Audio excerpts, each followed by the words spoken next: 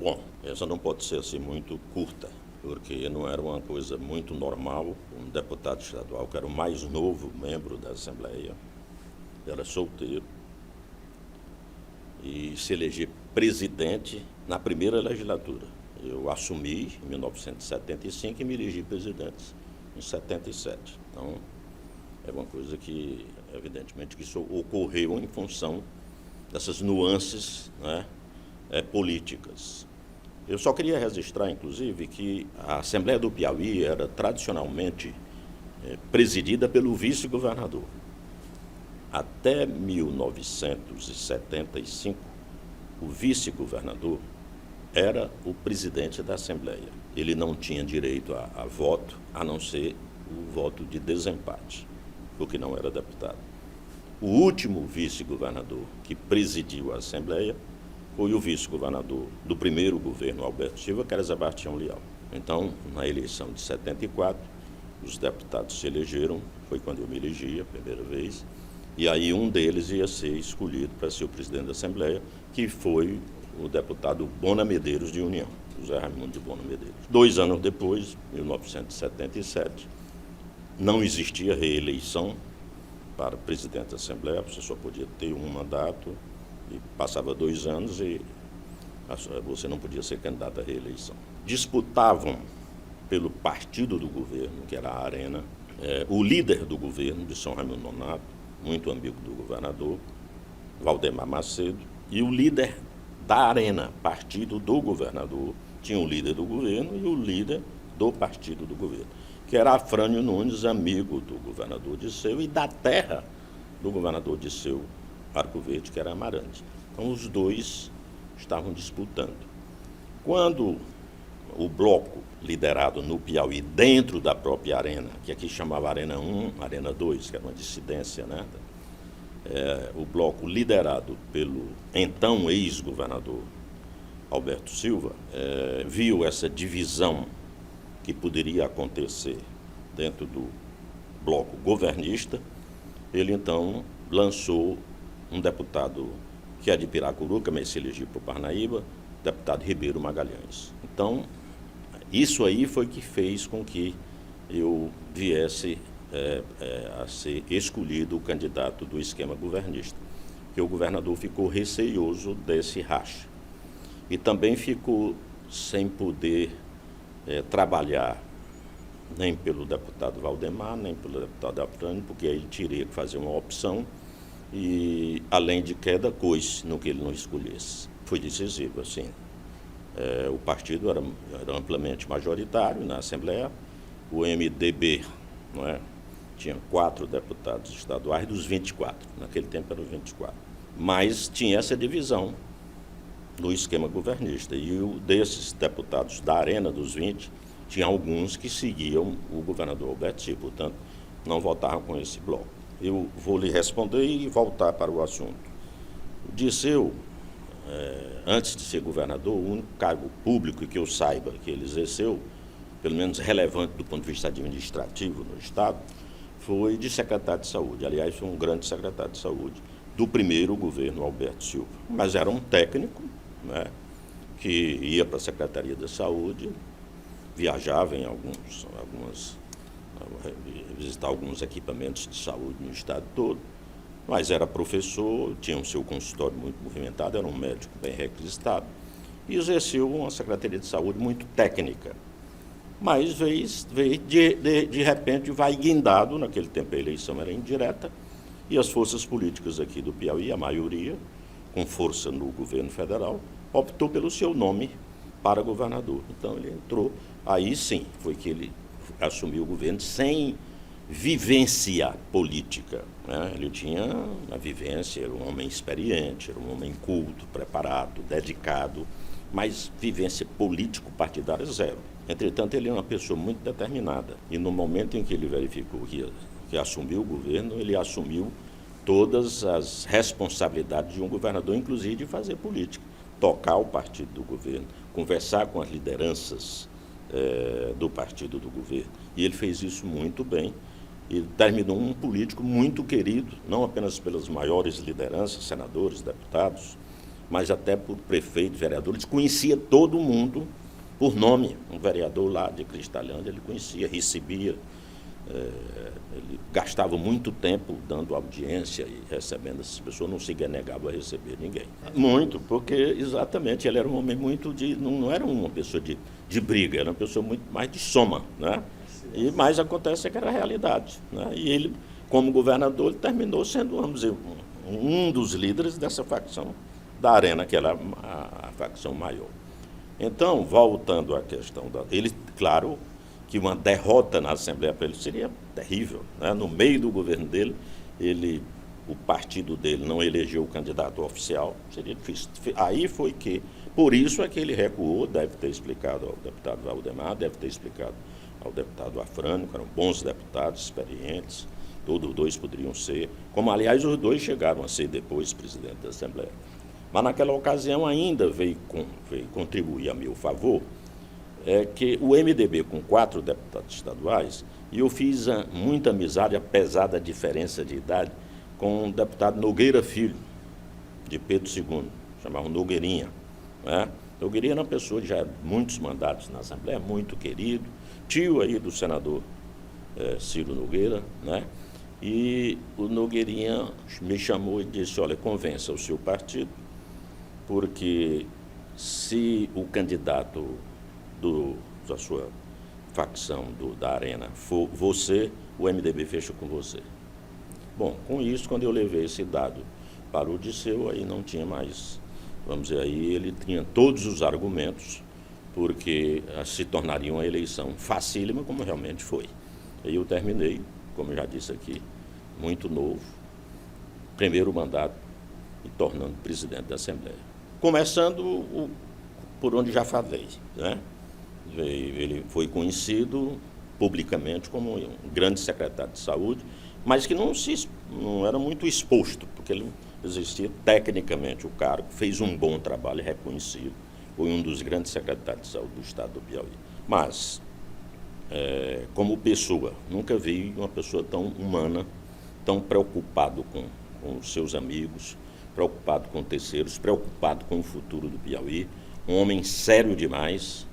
Tudo dele era medido e pesado no sentido de fazer o melhor que ele pudesse fazer para aquela causa que ele defendia. No meu caso, a convivência maior com ele foi ele como governador e eu, metade do mandato presidente da Assembleia, a outra metade deputado, mas já praticamente engajado na sua campanha de senador, que foi uma luta terrível, a eleição de 1978, ele concorrendo com o ex-governador Alberto Silva.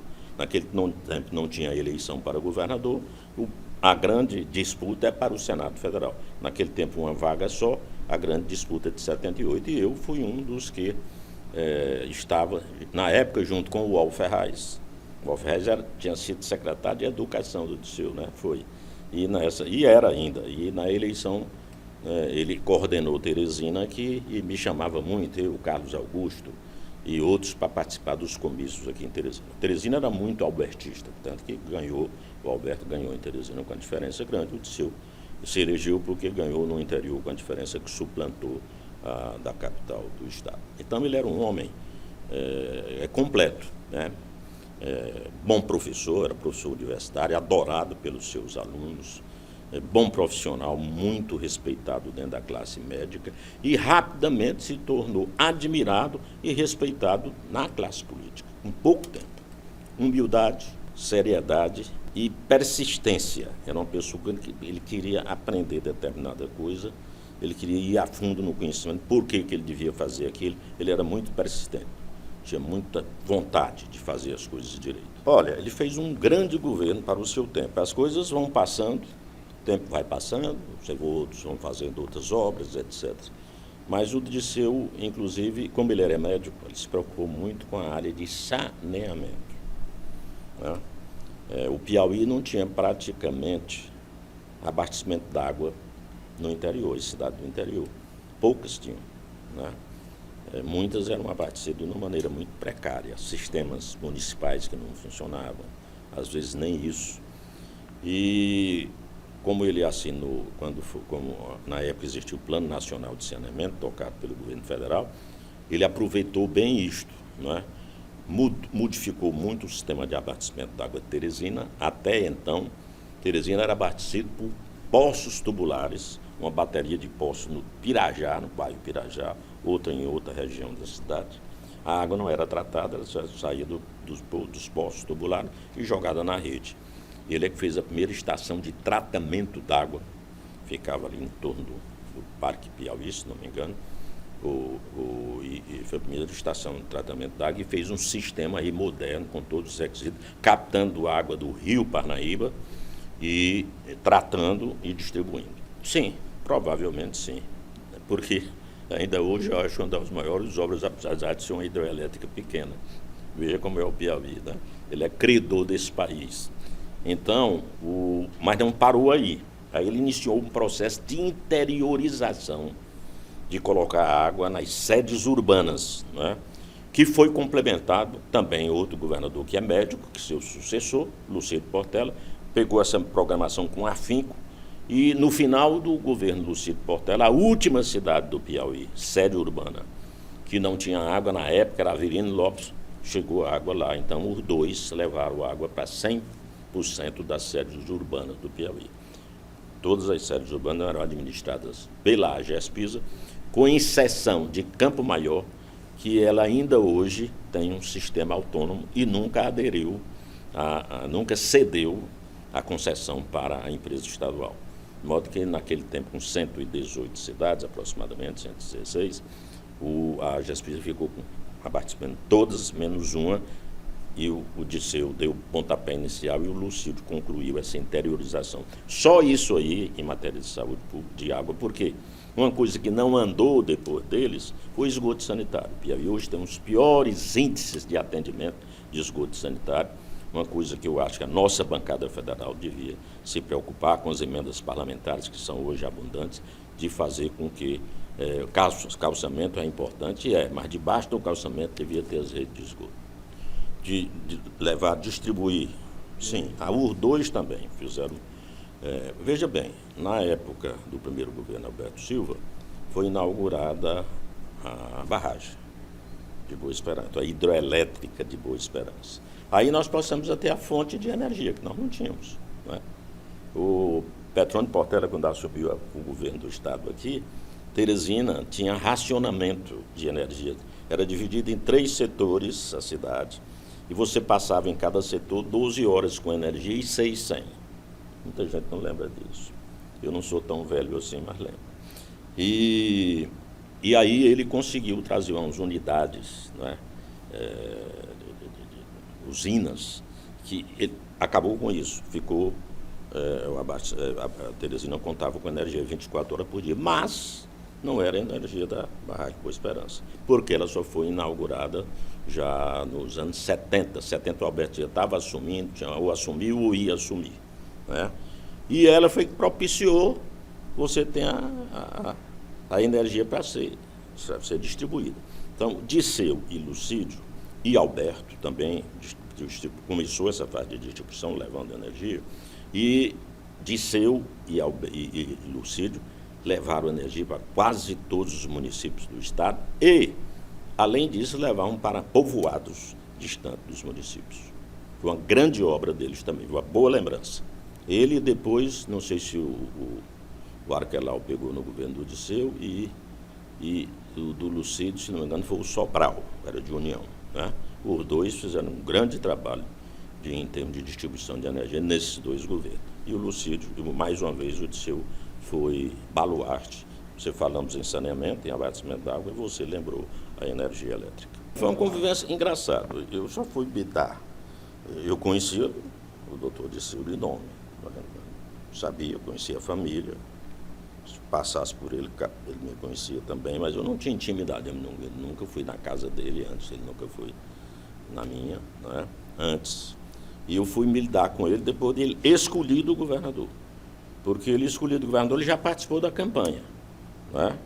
Já participou da campanha de 1974, que eu me elegi. Aí eu já passei como candidato a deputado, já tratava com ele. Ele, governador eleito, aí eu já ia tratar, pedir apoio, pedir uma interferência aqui e acolá. E a minha convivência com ele foi muito estreita. Ele gostava muito de viajar comigo e com Nazareno Araújo. Ele, quando eu era convidado para alguma missão, de vez em quando ele mandava me chamar e chamava o Nazareno. Doutor, eu gostava muito de conversar, ficar ali em mesa. Não bebia nada, mas gostava de ficar ouvindo aquelas conversas em final de expediente lá em Brasília, ou quando ele estava em Recife, muitas vezes negócio de posse da região militar aqui em Fortaleza, ele nos levava, aí já à noite, depois que ele encerrava todos os compromissos de governador, ele nos levava, a gente ficava até meia-noite, ele gostava muito de conversar, muito, e de fazer amizades. Então, eu terminei muito amigo dele, apesar da grande diferença de idade, né? Praticamente a idade de ser filho dele.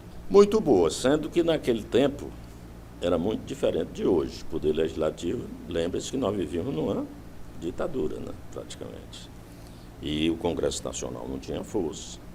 E as Assembleias Legislativas a força dela dependia exatamente do relacionamento e então eu levava assim, ele gostou muito do trabalho que eu fiz na Assembleia. Eu fui deputado, Jorge, a Assembleia Legislativa tinha 300 funcionários. E funcionava bem. Tudo você tinha que negociar com o governador, os recursos. Eu me lembro que tinha uma central telefônica lá, eu tinha não sei quantas linhas da Telepisa, e ela não tinha controle. E os deputados pegavam aqui para fazer, o deputado e funcionário, e gente que entrava na Assembleia, pegava lá, ligava o zero, aí fazia ligação DDD, DDI, e as contas da Assembleia de telefone e as Telepisa para criar casa ia cortando o número de ramais, o número de linhas. E você estava num ponto que já não se comunicava para fora. Eu vi como era que era feito na Câmara dos Deputados. E verifiquei que lá na Câmara, ainda hoje deve ser assim, você tem uma cota. Passou da cota, depende, desconta no seu pagamento. Aí eu disse, eu pedi dinheiro para comprar uma linha telefônica para cada deputado, acabar com esse negócio e botar no gabinete. E adotar esse sistema. Usar uma cota, verifiquei mais ou menos quanto era de Brasília, e aí uma cota passou daí. No primeiro mês, o deputado Edson Rocha entrou no meu gabinete com um aparelho de telefone na mão, veio me devolver. Eu digo, deputado, ele disse, não quero não, olha aqui quanto é que deu. Eu disse, mas você devia ter controlado. Não posso, como é que eu vou controlar? Entra um eleitor meu lá, quer fazer uma ligação, eu digo, vem cá. E senta aqui, deputado Edson, você é uma pessoa que tem idade de me dizer como é que eu faço. Sente aqui na minha cadeira e me diga como é que eu vou resolver o problema, se não for assim. Né? Então, a gente tinha que resolver as coisas lá. Às vezes o secretário de Fazenda atrasava um pouco o repasse, e o deputado reclamava. Aí eu pedi o Figueiredo de Mesquita, né, vocês conheciam do MDB, que era o chamado Almanaquinho do Ar, que era muito, né, denunciava. Eu digo Figueiredo era um segundo vice-presidente meu, era representante da oposição na mesa. Eu dizia, Figueiredo, dá uma ligação para o Marcondes Dias Lopes, que era o secretário de Fazenda, aqui cobrando isso. Aí ele telefonava, não é possível, tal, e eu que pedi para ele fazer. Aí o Marcondes liberava. Mas foi uma convivência de respeito, me credenciou muito a minha passagem pela Assembleia. Nós implantamos o serviço de taquigrafia, com o serviço de taquigrafia, o diário oficial da Assembleia, onde os discursos, você pronunciava um discurso hoje aqui de manhã, estava no diário oficial da Assembleia na íntegra, né? E fiz coisas desse tipo e isso me deu um empurrão na vida pública. Eu acho que uma vez eu levei o Lucídio lá, ele já governador eleito, e eu mostrei o que nós tínhamos feito, e ele terminou me convidando para ser secretário de Estado do governo. Eu me reelegi deputado estadual, aí não fiquei na Assembleia, fui ser secretário. Eu acho que foi mais ou menos em função do que ele viu da nossa gestão na Assembleia. A autonomia que era possível o governador ter lá naquele tempo, desde que não batesse na autonomia, que não ferisse a autonomia que era dada aos estados. Mas aqui não tivemos problema, não. Ele era muito bem relacionado lá. Tínhamos também 2 piauienses em função altamente relevantes, né? O ministro Reis Veloso, que ajudou muito o governo Alberto Silva, mas ajudou muito o governo de Silva, né? E Petrônio Portela, né? Que já era um homem muito forte lá no governo federal. E quando o Piauí mesmo tinha algum problema, realmente quem tentava e ajudava a resolver. E o Disseu foi muito hábil e convivia muito bem com todos eles, com a bancada federal. Enfim, foi um governo que eu diria a você, que se você cotejar aí, foi um dos grandes governos que nós tivemos no Estado. Em matéria de mudar, por exemplo, você não tinha água nas cidades, passou a ter. Então, são inovações, são progressos que, para aquele tempo, eu vejo dizer de vez em quando, eu vejo que queixa de falta d'água, hoje em dia ainda, né? Então, naquele dia, naquele tempo, isso foi uma obra e tanto. Teresina, o sistema de abastecimento d'água de Teresina, que é esse ainda aqui, foi ele. Ele tem sido ampliado, mas foi ele que implantou esse serviço de abastecimento d'água de Teresina. Então, o Piauí novo é nessa. Tem sempre o que acontecer um Piauí novo, isso é a evolução dos tempos, mas eu acho que é o slogan político da época, foi bem colocado. Sim, ser, inclusive, perseverante, mas, ao mesmo tempo, ser compreensivo. O Dirceu era muito compreensivo, né? Muito, para se zangar com uma pessoa, era muito difícil, né? Então, ele era perseverante, aquilo que ele queria, ele lutava, mas era muito compreensivo e era uma pessoa boa de você tratar com ele, muito boa. É uma pessoa que morreu, né? Me lembro da morte dele aqui, foi uma coisa assim, houve um sentimento estadual, porque ele passava aquilo, aquele carinho dele com a população, até mesmo os adversários respeitavam o Dirceu. Podiam não votar, era muito disputada a eleição entre o Alberto Silva e Petrônio e Dirceu, etc. As disputas salutares, né? Até muito longe do que se vê hoje, de ódio, não era aquilo. Era disputa política, né? Cada um tem o seu partido ganhou, você ia para o governo, perdia, você ia para a oposição, hoje não tem mais isso. Perdeu, você passa para colaborar com o governo, né? Porque naquele tempo não, partido, você perdeu, estava na oposição, ganhou e ia para o governo. Mas tinha pessoas, quer dizer, ele era um homem respeitado até na oposição. Me lembro a morte dele, logo foi você sabe, ele se elegeu senador numa luta muito difícil. Quando chegou lá na primeira semana, foi no começo de março, que o Congresso praticamente, a posse era 1º de fevereiro, mas entrava de recesso e só abria a sessão legislativa, a legislatura só abria em 1º de março. E o Dirceu foi, naquela primeira semana, designado pelo líder do governo no Senado para falar sobre a mensagem do presidente da República, era Ernesto Geisel, abordando a questão de saúde. Ele ia abordar o que o presidente tinha prestado contas ao Congresso que tinha feito na área de saúde. Muito, porque ele era muito preocupado. Ele ia se apresentar, porque todo mundo faz o seu primeiro discurso quando chega numa casa legislativa, né? Aí você mostra a sua carreira, quais são as suas pretensões, qual é a sua bandeira. Aconteceu comigo. Mas ele foi logo numa missão de defender a política de saúde pública do governo, né? Em nome da liderança do governo. Ele se preocupou muito e teve um derrame na tribuna do Senado. Me recordo de tudo. Primeiro, ele teve o derrame e ficou ainda uma semana, né?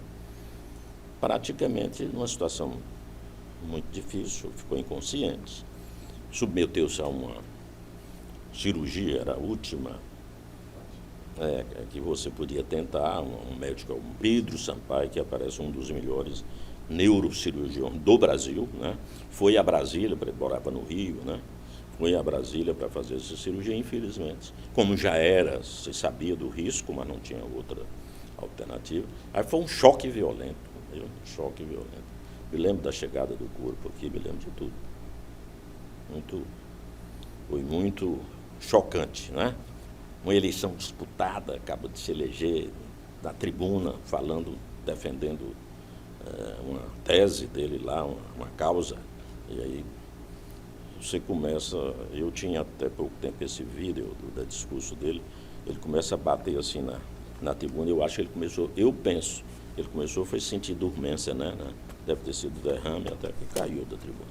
Foi exemplo de honestidade, de dedicação ao Estado, de humildade, de eficiência administrativa, enfim, marcou indelevelmente, porque o tempo passa, né? Ele morreu há quantos anos atrás, mas seu nome está marcado de uma maneira indelével na história do Piauí, a boa história, a história de realizações e de exemplo a deixar aos piauienses.